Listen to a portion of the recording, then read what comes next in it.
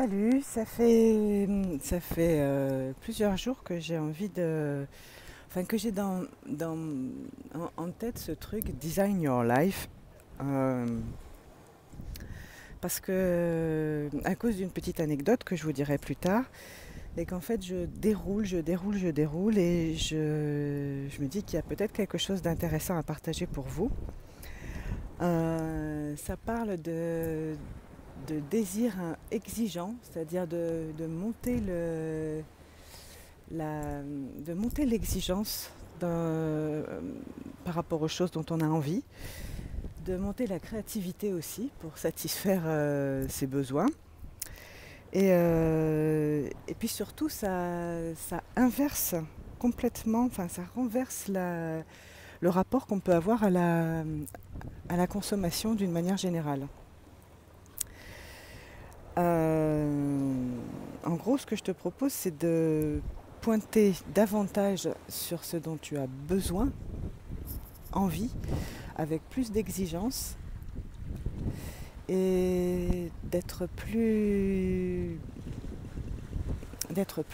fin, plus fine dans l'analyse de ce que ça fait une fois que c'est nourri. Ma question, c'est est-ce que ça t'est déjà arrivé d'être déçu, de ne pas trouver ce que tu cherches ou d'être frustré de ce que finalement tu achètes? Et ben moi, ça m'arrive tout le temps. Et ça fait des années que c'est comme ça. Et puis, il y a, je sais pas, 3 4 ans à peu près, j'ai commencé à être beaucoup plus consciente du fait que si je cherche un t-shirt vert, c'est pas la peine que je finisse par me rabattre sur un t-shirt rouge, quoi. Parce que inévitablement, ça va pas le faire. Et puis c'est à l'infini, hein, les propositions de ce genre-là. Si j'ai super envie de manger des crevettes, c'est pas la peine que je m'achète un saucisson, etc., etc. D'une manière plus générale, en fait, je rapproche ça de deux démarches artistiques que j'ai beaucoup fréquentées. La première, c'était dans l'univers de la musique électronique notamment, où il y avait plusieurs discussions, c'était une discussion récurrente, on va dire, entre le compositeur qui va avoir une idée en tête et vouloir absolument arriver à cette idée, et qui va donc enregistrer, puis bricoler ses sons, puis faire un montage, puis trafiquer ses sons comme lui, pour arriver à son résultat.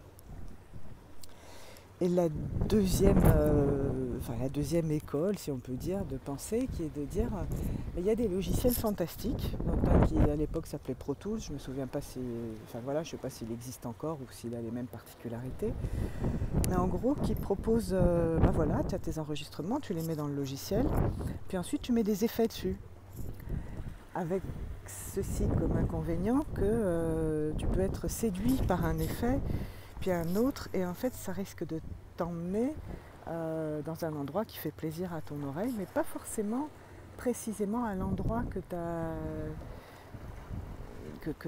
ton désir pointait en fait.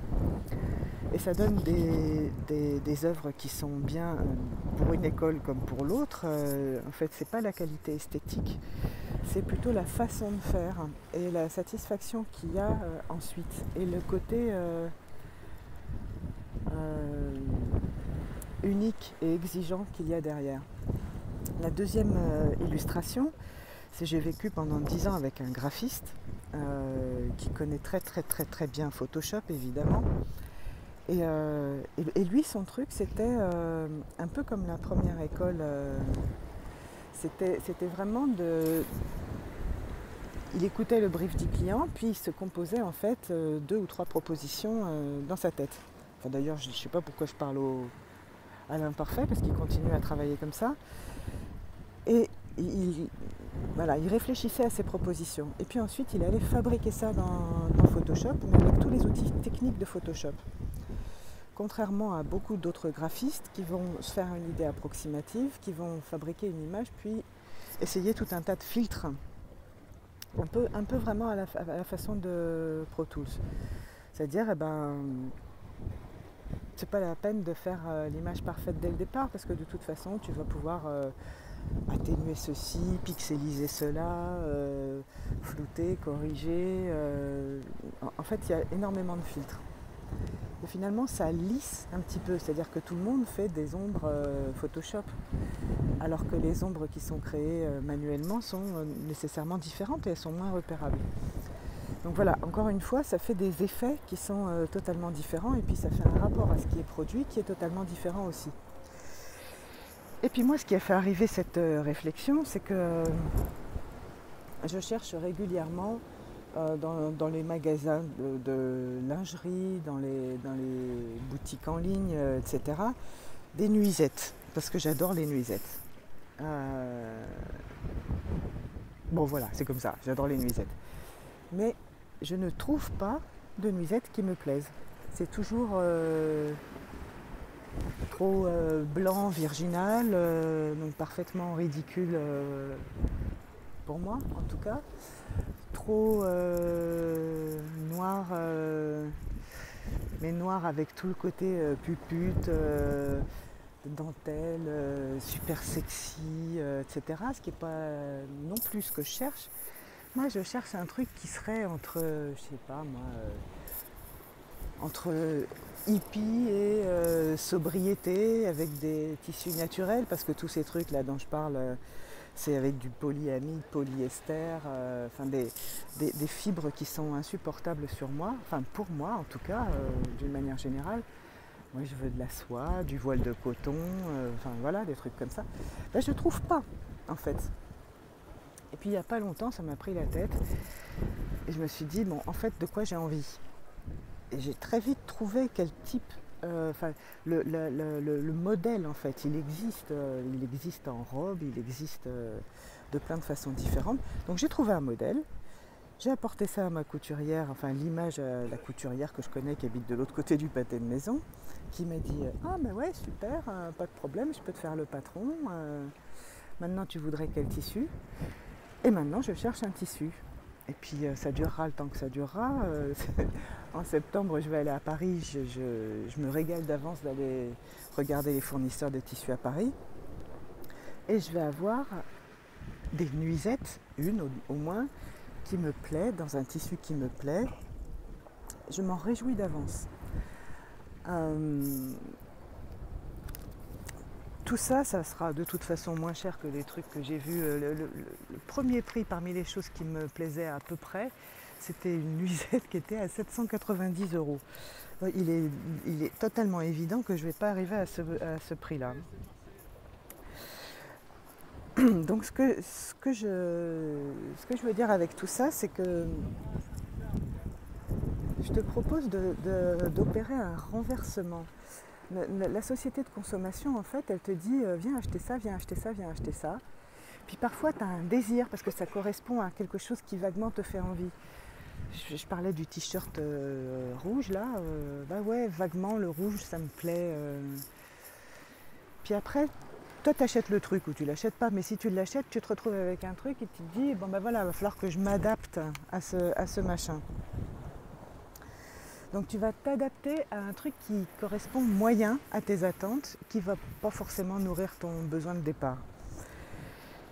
Et puis même tu vas te retrouver parfois à utiliser un truc ou à chercher comment utiliser un truc dont finalement tu n'as pas besoin. Et le renversement, c'est d'être plus exigeant en fait, d'aller chercher vraiment le truc dont tu as envie, qui te fait envie. Et puis si tu ne le trouves pas, va chercher des moyens de le satisfaire. Alors je te parlais des nuisettes, mais ça peut se faire pour plein d'autres exemples. Je sais pas, par exemple, quand tu veux acheter un jouet pour les enfants,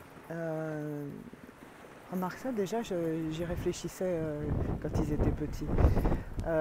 Qu'est-ce que tu veux? Tu veux quelque chose pour que le gamin il soit content parce qu'il a le même que son copain, ou tu veux simplement qu'il joue? Si c'est simplement pour qu'il joue, tu veux qu'il joue à quoi? parce qu'il y a des façons de jouer pour des enfants qui sont complètement renversantes. Hein. Tu lui donnes comment ça s'appelle là, les espèces de cubes à remplir avec des casseroles pleines d'eau. Ils s'éclatent pendant un petit moment. Enfin bon, ça dépend des âges, tu me diras. Mais il y a plein de jouets qui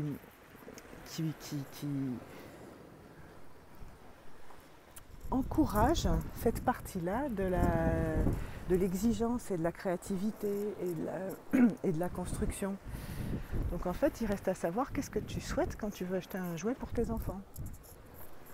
Mais ça parle aussi finalement de plein d'autres domaines de la vie. J'ai lu beaucoup ces derniers temps des publications au sujet des relations et comment on modifie les relations dans notre vie. Et du coup, je me disais, mais en fait, si on renverse aussi et qu'on étudie de la même façon ce qui se passe dans les relations et ce qu'on cherche dans une relation, c'est-à-dire pour que cette relation-là soit nourrissante, ben moi, ça ne me va pas que ça se passe une fois tous les 3 mois dans un dîner autour d'une table où chacun son tour, on s'invite et on fait des choses qui sont plus ou moins bonnes. On se met la rate au courbouillon pour faire des trucs qui sont bien, on ne parle pas de sujets qui fâchent. Et pourtant, on sait bien qu'il pourrait y avoir quelque chose de plus profond, de plus goûtu. En fait, mon invitation, c'est de dire qu'est-ce que tu aimerais vivre avec cette personne. En fait, il y a ma fille tellement géniale qui un jour s'est dit mais en fait, qu'est-ce que j'aimerais faire avec mon père, parce que ce qu'on fait quand on se rencontre, c'est pas si satisfaisant que ça. Et du coup, elle a préparé une marche c'était pas dans les Calanques d'ailleurs, c'était dans un coin où on avait fait une balade quelques semaines avant, un coin qu'elle avait adoré, qu'elle avait envie de lui montrer. Donc elle a préparé cette balade et puis elle lui a dit viens papa, viens marcher avec moi. Mais elle a pris les devants, elle a créé les conditions et l'environnement qui étaient propices à changer le type de relation qu'ils avaient entre eux quand ils se voyaient à ce moment-là. Ça, c'est ça, en fait, ce que je te propose. C'est de réfléchir à ce que tu as envie de vivre.